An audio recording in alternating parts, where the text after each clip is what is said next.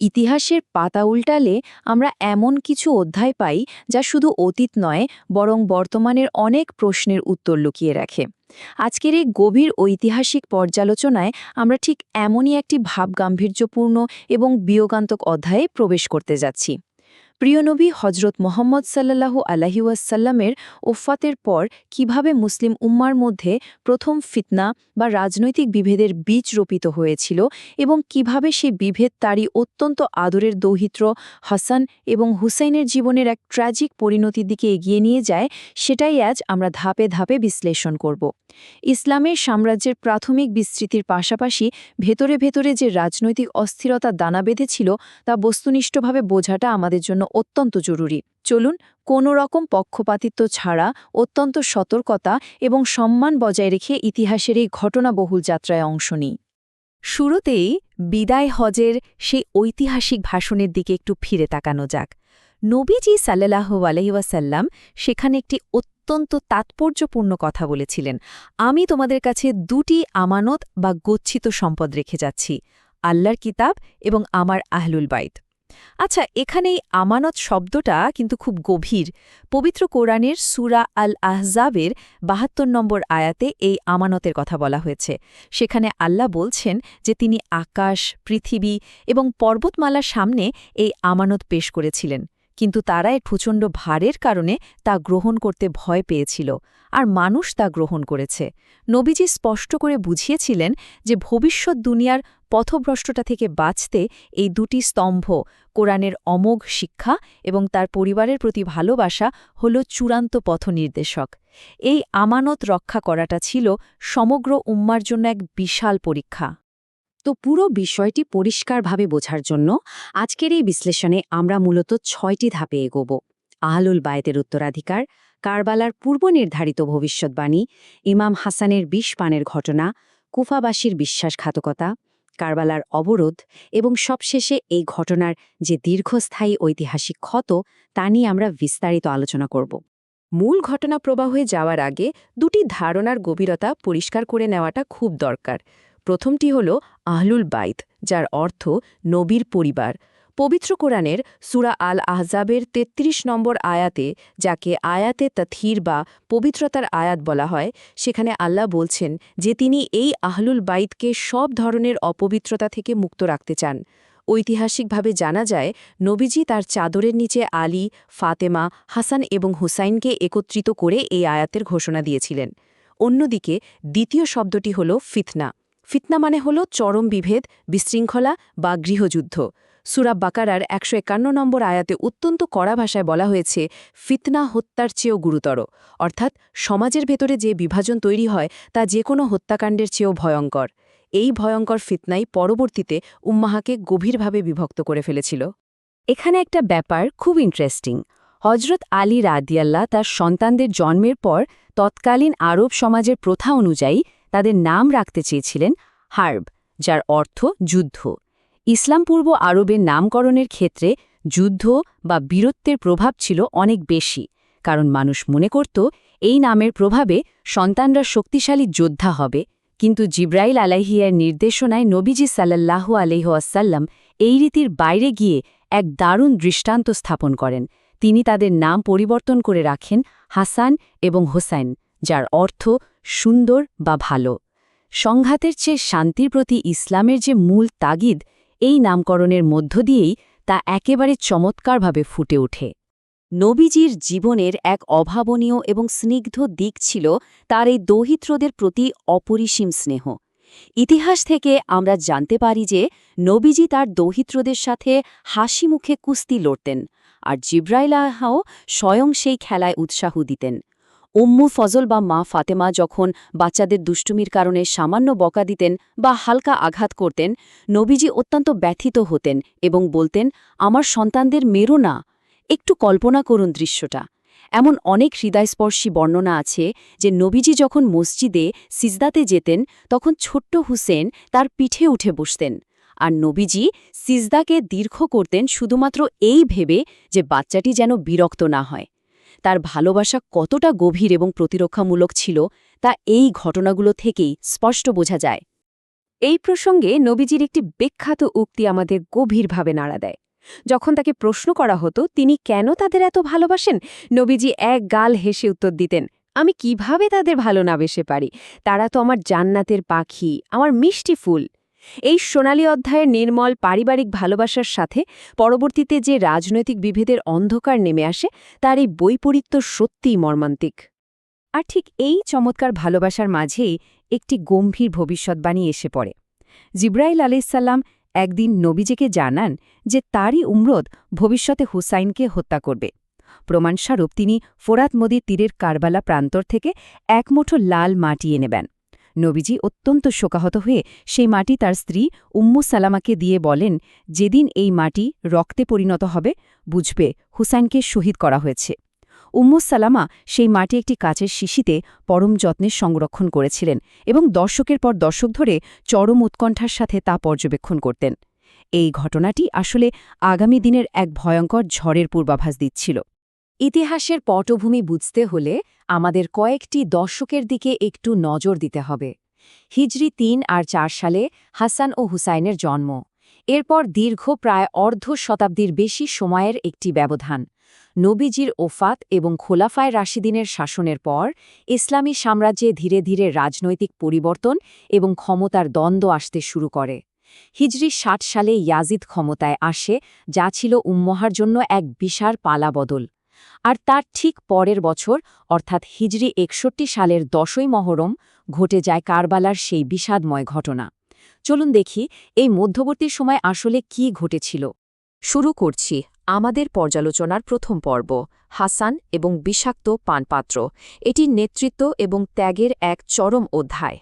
মসজিদে আকস্মিক হামলায় ইবনে মুলজামের হাতে হজরত আলী রাদিয়াল্লাহু তাআলার শাহাদাতের পর মুসলিম উম্মা এক তীব্র রাজনৈতিক শূন্যতা এবং ফিতনার সম্মুখীন হয়। চারিদিকে অস্থিরতা। ঠিক সেই মুহূর্তে নেতৃত্বের ভার গ্রহণ করেন ইমাম হাসান। কিন্তু তিনি মাত্র ৬ মাস মুসলমানদের খলিফা হিসেবে নেতৃত্ব দিয়েছিলেন। তিনি চাইলে তার বাবার হত্যাকারীর পিছনে ছুটে পুরো সাম্রাজ্যে যুদ্ধের দামামা বাজিয়ে দিতে পারতেন। কিন্তু তিনি তা না করে উম্মার মধ্যে শান্তি বজায় রাখার দিকে মনোযোগ দেন।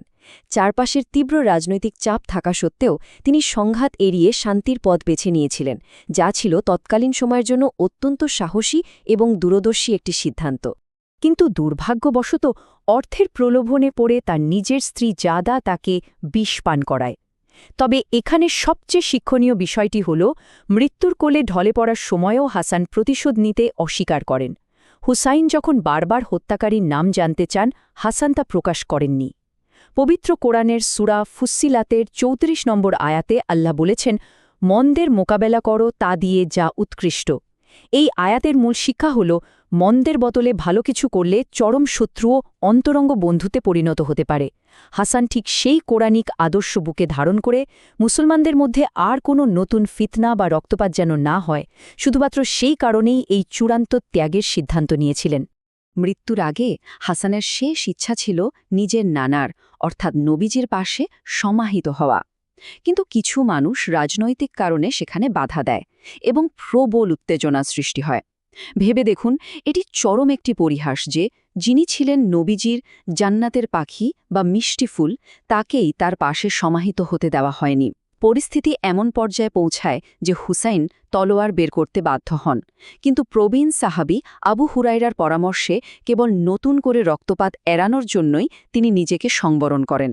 শেষ পর্যন্ত হাসানকে মদিনার জান্নাতুল বাকি গোরস্থানে অত্যন্ত বেদনার সাথে দাফন করা হয়। এবার আসা যাক দ্বিতীয় পর্বে, কুফাবাসীর বিশ্বাসঘাতকতা, মিথ্যে প্রতিশ্রুতি ও রাজনৈতিক চক্রান্তের এক কালো ইতিহাস। সময়টা হিজরি ৭ সাল। মুয়াবিয়ার মৃত্যুর পর ইয়াজিদ ক্ষমতায় আরোহণ করে। কিন্তু এই ক্ষমতার পট পরিবর্তন কুফায় এক রাজনৈতিক শূন্যতা তৈরি করে। কুফার অধিবাসীরা নতুন নেতৃত্বের খোঁজে হুসাইনের সাথে যোগাযোগ শুরু করে। কুফা থেকে প্রায় ১৮,০০০ মানুষের স্বাক্ষর সম্বলিত অসংখ্য চিঠি হুসাইনের কাছে এসে পৌঁছায়। তারা প্রতিশ্রুতি দেয় যে হুসাইন যদি আসেন তারা তাকে খলিফা হিসেবে মেনে নেবে এবং সব ধরনের সমর্থন দেবে। এত বিশাল জনসমর্থন এবং উম্মার এই অসহায় আহ্বানে সাড়া দেওয়াটাকেই হুসাইন তার নৈতিক দায়িত্ব বলে মনে করেন।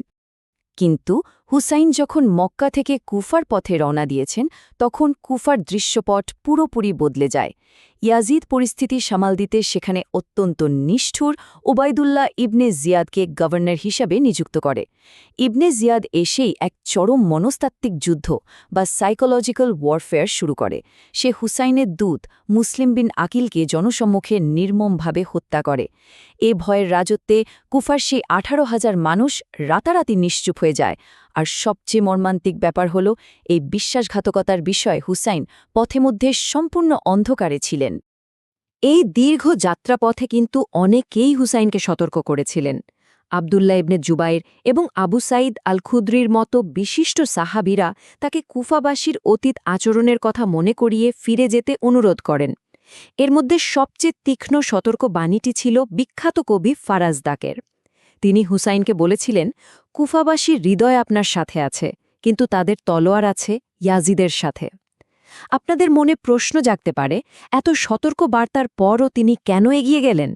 কারণ একটি জনপদ যখন ন্যায়ের পক্ষে নেতৃত্ব দাবি করে তখন ব্যক্তিগত বিপদের কথা ভেবে পিছিয়ে যাওয়াটা তিনি নিজের নৈতিকতার পরিপন্থী বলে মনে করেছিলেন। আমরা চলে এসেছি তৃতীয় পর্বে, কারবালার অবরোধ। ইতিহাসের এক অসম লড়াইয়ের সূচনা। দীর্ঘ যাত্রা শেষে ফোরাত নদীর তীরে এসে পৌঁছায় হুসেনের কাফেলা। হ্যাঁ, ঠিক সেই জায়গা যেখানকার মাটি জিব্রাইল আলাইসাল্লাম কয়েক দশক আগে নবীজিকে দেখিয়েছিলেন। সেখানে তৈরি হয় এক অত্যন্ত মর্মান্তিক বাস্তবতা। একদিকে উমর ইবনে সাদের নেতৃত্বে 4,000 সুসজ্জিত সৈন্য, আর অন্যদিকে হুসাইনের সাথে থাকা মাত্র প্রায় 80 জনের একটি ছোট দল, যার বেশিরভাগই ছিলেন নারী ও শিশু। একেবারে নিরাসক্তভাবে তাকালেও এই অসম অবস্থানের চিত্র যে কোনো মানুষের হৃদয়কে নাড়া দিতে বাধ্য। রক্তপাত এড়ানোর জন্য হুসাইন শেষ মুহূর্ত পর্যন্ত কূটনীতির চেষ্টা করেছিলেন। তিনি 3টি সুনির্দিষ্ট প্রস্তাব দেন। 1. তাকে কোনো সীমান্ত সেনাদলে যোগ দিতে দেওয়া হোক। 2. মদিনায় ফিরে যেতে দেওয়া হোক, অথবা 3. ইয়াজিদের সাথে সরাসরি আলোচনার সুযোগ দেওয়া হোক। এই প্রস্তাবগুলোই প্রমাণ করে যে তিনি আসলে সংঘাত চাননি। এটি ইবনে জিয়াদের যুদ্ধের সপক্ষে থাকা সমস্ত অজুহাতকে সম্পূর্ণ মিথ্যা প্রমাণ করে দেয়। কিন্তু রাজনৈতিক ক্ষমতার লোভে তারা এই শান্তি প্রস্তাবগুলো সম্পূর্ণ প্রত্যাখ্যান করে এবং হুসাইনকে বিনা শর্তে আত্মসমর্পণের দাবি জানায়। যুদ্ধ যখন প্রায় নিশ্চিত, তখন হুসাইনের বোন জয়নাব উমার ইবনে সাদকে একটি অত্যন্ত গভীর নৈতিক প্রশ্ন করেন। তুমি কি আল্লাহকে ভয় পাও না? নবীর সন্তানকে হত্যা করার পর কাল হাশরের ময়দানে কোন মুখে তুমি নবীর সামনে দাঁড়াবে? একটু ভেবে দেখুন এই কথাগুলোর ওজন কতটা। সেই নবী যিনি এই সন্তানদের জান্নাতের ফুল বলেছিলেন, আজ তারই উম্মত তাদের হত্যার জন্য তলোয়ার শান দিচ্ছে। জয়নাবের এই প্রশ্নটি পুরো পরিস্থিতির নৈতিক অবক্ষয়কে সরাসরি চোখের সামনে তুলে ধরে। 9 মহরমের রাত। হুসেন বুঝতে পারেন নিশ্চিত মৃত্যু সামনে অপেক্ষা করছে। তিনি তার সঙ্গীদের ডেকে বলেন যে রাতের অন্ধকারে তারা যেন নিজেদের প্রাণ বাঁচিয়ে ফিরে যায়। তিনি তাদের সমস্ত প্রতিশ্রুতি থেকে মুক্তি দিচ্ছেন। ইতিহাস থেকে জানা যায়, হুসেন সেই রাতে শিবিরের সমস্ত প্রদীপ নিভিয়ে দিয়েছিলেন, যাতে কেউ যদি চলে যেতে চায় তবে অন্ধকারের সুযোগ নিয়ে বিনা লজ্জায় চলে যেতে পারে। কিন্তু তার পরিবার এবং সঙ্গীরা এক বাক্যে তা প্রত্যাখ্যান করেন। এমনকি অসুস্থ ছেলে জাইনাল আবেদিনও জানিয়ে দেন তিনি বাবাকে বিপদে ফেলে কোথাও যাবেন না। এই চরম আনুগত্য সত্যিই বিরল। সবশেষে চতুর্থ পর্ব, ঐতিহাসিক ক্ষত, একটি চিরস্থায়ী বিষাদময় স্মৃতি। শুরু হল 10ই মহররমের সেই ট্র্যাজিক সকাল, হিজরি 61 সাল। সেই অসম যুদ্ধে ছোট শিশু থেকে শুরু করে সবাইকে তীব্র গরমে পানির অভাবে তৃষ্ণার্ত রাখা হয়েছিল। হাজার হাজার সৈন্যের নির্মম আক্রমণের মুখে সাহসিকতার সাথে লড়াই করে আহলুল বাইতের সদস্যরা একে একে শাহাদাত বরণ করেন। জিব্রাইলের সেই ভবিষ্যৎবাণী অনুযায়ী কারবালার মাটি তাদের রক্তে রঞ্জিত হয়। আর অনেক দূরে মদিনায় উম্মু সালামার কাছে সযত্নে রাখা সেই কাচের শিশির মাটি ঠিক এই দিনেই রক্তে পরিণত হয়, যা ছিল সেই বেদনার এক হৃদয় বিদারক পূর্ণতা। একেবারে শেষ পর্যায়ে এসে একটি গভীর চিন্তার খোরাক রেখে আজকের এই পর্যালোচনা শেষ করা যাক। ইসলামের প্রাথমিক যুগের এই ফিতনা এবং বিভেদের ইতিহাস অনুধাবন করা কিভাবে বর্তমান সময়ের বিভাজন দূর করতে সাহায্য করতে পারে। আহলুল বাইতের এই আত্মত্যাগ এবং ফিতনার ধ্বংসাত্মক পরিণতি থেকে শিক্ষা নিয়ে আমরা কি নিজেদের মধ্যে ঐক্য ফিরিয়ে আনতে সক্ষম হব? আজকের এই ঐতিহাসিক বিশ্লেষণে যুক্ত থাকার জন্য অসংখ্য ধন্যবাদ। জ্ঞানার্জনের উপলব্ধির এই ধারা অব্যাহত থাকুক।